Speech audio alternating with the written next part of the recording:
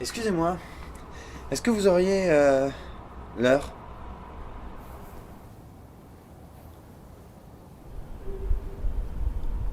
Non.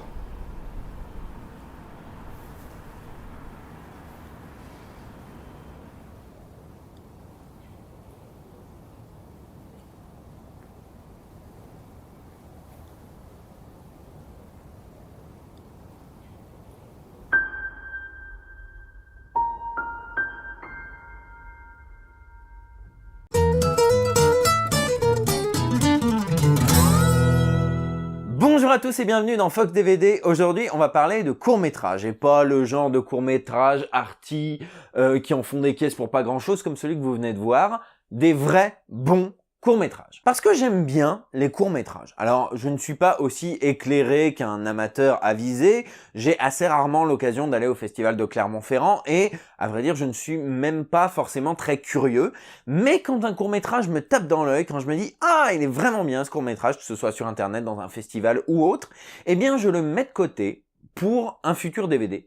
Quand j'en ai suffisamment, je fais un DVD, et ce DVD, je l'appelle tout simplement Short Film Collection. J'ai donc choisi 13 courts-métrages. Citizen vs Kane, un petit court-métrage rigolo sur le monde du cinéma, que j'avais découvert pour le coup au festival de Clermont-Ferrand et qui m'avait beaucoup plu. Zygomatic, le fameux court-métrage réalisé par Stephen Cafiero avec les frères Astier. Garde-fou, qui est l'un des premiers courts-métrages de Slimane Baptiste-Berhoun avec mon petit chouchou Benoît Alman. Plurality, un court-métrage de science-fiction américain que j'avais découvert un petit peu par hasard et que je trouvais très bien fichu, qui tenait bien la route. L'Île aux fleurs, un docu court-métrage assez marquant qui commence par l'humour et termine dans le tragique que j'ai eu la chance de voir en cours. The Horribly Slow Murder with the Extremely Inefficient Weapon, qui est un court-métrage qui a beaucoup tourné sur internet. Bad Toys 2, un petit court-métrage qui se berce dans un trip nostalgique avec un petit peu de dessin animé et des phases avec des jouets, c'est très sympa. The Woorman Problem, un court-métrage nominé aux Oscars avec Martin Freeman qui rencontre un mec qui prétend être Dieu. The Music Box, alors ça c'est mon petit chouchou, c'est réalisé par Daniel Campos qui est un danseur qui a bossé notamment avec Madonna je crois et qui a eu des prix divers. Pour le coup c'est vraiment mon petit chouchou. The Death and Return of Superman de Max Landis, le fils de John Landis et scénariste de Chronicle. Alors de loin on a l'impression que c'est juste un podcast, une vidéo YouTube, mais il y a vraiment un côté court-métrage qui se dévoile par la suite, un côté court-métrage suédé qui est vraiment cool. Mission 404, le fameux court-métrage Studio Bagel Golden Moustache, qui vaut ce qu'il vaut, qu'on aime ou pas, mais que je trouve très inventif. Being Homer Simpson, le film de Arnaud Demanche avec Philippe Pétieux, la voix d'Homer Simpson, qui se retrouve bloqué avec cette voix-là et qui est obligé d'aller voir son banquier avec et qui est emmerdé, et c'est vraiment un court-métrage que j'adore, évidemment. Et Pikachu on Acid, un petit trip halluciné tout en couleur de 3 minutes 30 pour terminer sur une touche un petit peu, voilà, légère. Alors ils sont quasiment tous disponibles sur YouTube, je mettrai les liens dans la description. Je crois qu'il n'y a que The Woorman Problem qu'il faut acheter sur le site du court-métrage. Mais franchement, très sincèrement, ça vaut le coup, hein. Achetez-le les yeux fermés. C'est très compliqué de faire une jaquette pour une compilation de courts-métrages. En effet, on peut pas vraiment mettre un court-métrage en avant, bien qu'il y ait des affiches officielles. Alors du coup, qu'est-ce qu'on fait? Eh ben, on essaye de trouver une image symbolique, un peu esthétique, qui représente bien d'une certaine façon le cinéma. Et on essaye de broder, de partir de cette base pour faire la jaquette complète. C'est ce que j'ai fait pour cette première compilation. Voilà, donc comme je l'ai dit, je suis parti de cette image de base qui s'appelle Attack of the Camera Head et qui a été faite par Filmbot. Je l'ai trouvée sur DeviantArt, elle n'y est plus maintenant. En parallèle, j'ai fait le logo Short Film Collection qui est en Gilles, si je ne m'abuse. Alors je l'ai fusionné à la photo, hélas, donc Gilles sans MT. Mais du coup, on peut plus détacher le logo, hélas. Mais voilà, vous avez l'idée.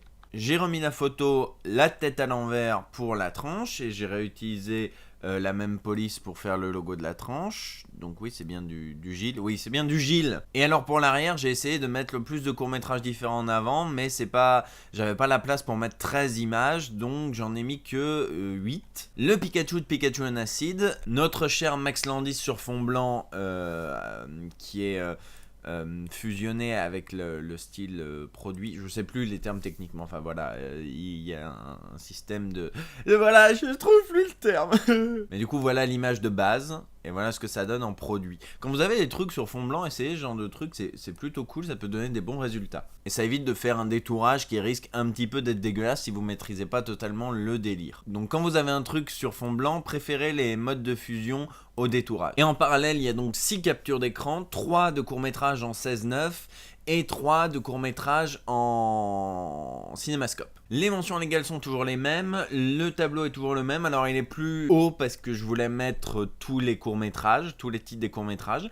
Langue français-anglais, sous-titres français-anglais, parce qu'en fait, on le verra tout à l'heure, il y a des courts-métrages en français, des courts-métrages en anglais, et sur les courts-métrages français, j'ai parfois des sous-titres anglais, et sur les courts-métrages anglais, j'ai parfois des sous-titres français, pas toujours. Et alors le texte, j'ai essayé de faire un truc un petit peu rigolo, tout en présentant le plus de courts-métrages possible, là encore. J'ai été sincère, 13 courts-métrages qui ont tapé dans l'œil du mec qui a conçu ce disque. Je donne les petits chouchous avec The Music Box, Plurality, Pikachu and Acid, Death and Return of Superman, Citizen vs Kane, et puis voilà, Les Frères Astier, Mission 404 ou Being Homer Simpson. Et puis terminant par une petite phrase rigolote, plus c'est long, plus c'est bon, alors là, alors non, parce que bon quand même, non, faut pas déconner. Et alors vous vous demandez sans doute pourquoi ce titre, The Big Mistake. Eh bien des fois quand je regarde des courts-métrages, j'ai vraiment l'impression que le titre a été choisi au pif, sans réel rapport avec le sujet, mais simplement parce que la sonorité est belle. Avec des titres parfois un peu clichés, des trucs genre Le Silence des Murmures, ou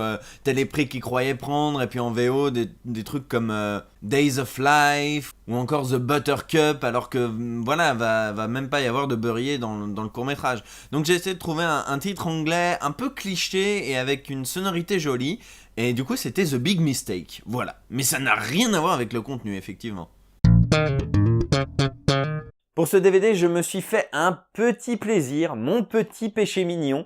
J'ai casé en introduction des pubs, parce que j'aime bien les pubs. Enfin non, j'aime pas les pubs, j'aime pas me taper des pubs, mais j'aime bien caser des pubs. Alors le truc vraiment, mais vraiment marrant avec ce DVD, c'est que en plein milieu du montage de cette émission, j'ai décidé de le refaire. C'est-à-dire que j'ai fait des captures, et en voyant les captures, je me suis dit « Ah putain, c'est vrai que je l'ai fait avec DVD Styler, et qu'il n'a pas un très bel encodage, et puis c'est du DVD 5, aujourd'hui je suis capable de graver sur du DVD 9. » Donc en fait, j'ai mis le montage de cette émission en pause, le temps de refaire le DVD. Voilà, je suis comme ça. Alors cela dit, je vous rassure, la V1 et la V2, en dehors de l'encodage, c'est exactement le même. Le même. Oui, le même. Donc voilà la première version du DVD. Donc la petite introduction qui va bien. Comme je l'ai dit, des pubs. Donc une pub pour les opérateurs et une pub pour The Show Mustn't Go On, qui se termine à chaque fois par un visuel. Et ensuite le menu. Donc comme vous le voyez, c'est un menu tout simple, on a brodé encore une fois autour de l'image, on a remis le logo, et on a réutilisé la même police, à savoir du Gilles, oui bon ça va, on a la blague. On a 3 choix, tout lire, choix du court-métrage et le bonus tout nul. Alors celui-ci, cette version-là, a été faite avec DVD Styler. Ce qui signifie que quand on fait tout lire, comme on ne peut pas vraiment faire de playlist à proprement parler, j'ai mis à chaque fin de court-métrage une sorte de chapitre à la toute fin du court-métrage, pour pouvoir passer au court-métrage suivant. Des fois ça se voit pas, comme là, et des fois ça se voit. Quand on va dans le choix du court-métrage, logique, on peut choisir le court-métrage, donc il y a la liste entière ici, alors quand on a le lecteur Windows Media, c'est difficile d'atteindre Pikachu and Acid, je m'en rends compte. Et donc on peut retourner au menu. En plus des 13 courts-métrages, très bien, j'ai mis un bonus que j'appellerais le bonus nul, qui contient un court-métrage nul, mais que j'aime énormément, intitulé Bernie's is on Fire. Je vous laisse le chercher sur Google. Regardez, moi je suis berniste, le gars cool et populaire du lycée. Alors le truc marrant, c'est que, effectivement, comme je l'ai dit tout à l'heure, certains courts-métrages ont des sous-titres. En fait, c'est les sous-titres des vidéos YouTube que l'on peut télécharger avec un logiciel particulier et qu'on peut donc intégrer au DVD. Donc j'ai pris les sous-titres YouTube français de Plurality et The Horribly Slow Murder with the Extremely Inefficient Weapon, et les sous-titres anglais de Mission 404 et Being Homer Simpson. Alors par contre, je tiens à le préciser, ce ne sont pas des sous-titres incrustés, c'est pour ça que j'ai pris cette peine, et c'est pour ça que j'ai mis les sous-titres anglais sur les courts-métrages français. Là, ce sont véritablement des pistes de sous-titres qu'on peut activer ou désactiver. Le but du jeu étant de ne pas encombrer quand on connaît le court-métrage avec des sous-titres, et puis de proposer, si on a des potes anglophones, des sous-titres anglais à l'occasion. Mais voilà, je suis assez content du fait que ce ne sont pas des sous-titres intégrés, comme c'était le cas pour Yu-Gi-Oh! Bridge, pour ceux qui s'en souviennent. Là, c'est véritablement des sous-titres activables ou désactivables à l'envie. Et c'est pareil pour la V2. Alors comme je le disais tout à l'heure, j'ai décidé de refaire le DVD parce que je ne sais pas si ça se voit, mais il y a une vraie perte de qualité, hein, pas seulement en termes de grains, etc. Mais on voit des artefacts, des petits pixels, et notamment quand ça bouge beaucoup, là comme ici, ben, on voit une grosse perte de qualité, et quand on a téléchargé une version en 1080p HD, ça fait un peu chier de voir le truc totalement défoncé comme ça. Donc j'ai décidé de refaire un petit peu tout ça avec un logiciel que je maîtrise bien et qui a selon moi une meilleure qualité d'encodage, DVD Architect. Cela dit, comme vous allez le voir, le DVD est strictement le même. Le même? Le même mec. Non, c'était pas exactement le même. Donc voilà, vous voyez que c'est le même avec la pub au début, la pub des opérateurs, la pub de The Show Must Go On, et puis le menu juste après. Alors en plus le menu est plus beau parce que les écritures sont mieux gérées par DVD Architect. Mais sinon c'est sensiblement la même chose. Quand on va dans le court-métrage, simplement je les ai plus espacés pour que ce soit plus chouette. J'ai également changé la couleur parce que le gris en fait c'était pas très beau. Je préfère avoir un truc un peu bleu. Mais comme vous allez le voir, j'ai surtout choisi ça pour que la qualité d'encodage soit meilleure. Les sous-titres n'ont pas le même style, je sais pas si sur un petit écran ce sera bien lisible, mais en revanche ça a été plus compliqué de les intégrer, je pense que j'en parlerai le jour où je ferai un tuto. Mais en fait, quand on convertit des sous-titres pour DVD Architect parce qu'il est assez capricieux en termes de sous-titres, et ben tu perds tous les accents qui sont remplacés par des signes particuliers, et donc il faut remplacer tous les signes particuliers, et ça c'est très très chiant, ça prend un temps considérable. Donc voilà, ça m'a pris du temps, mais ça valait le coup puisque maintenant on est quand même sur de la meilleure qualité. Le label lui aussi est assez épuré et lui aussi part de l'image de base. Encore une fois, c'est assez compliqué de remplir avec autre chose sans mettre en avant certains courts-métrages plus que d'autres. Déjà que je le fais sur l'arrière de la jaquette, je voulais pas non plus que ça se voit sur le label. Et puis épuré, c'est pas mal non plus. Un seul exemplaire. Rien du tout.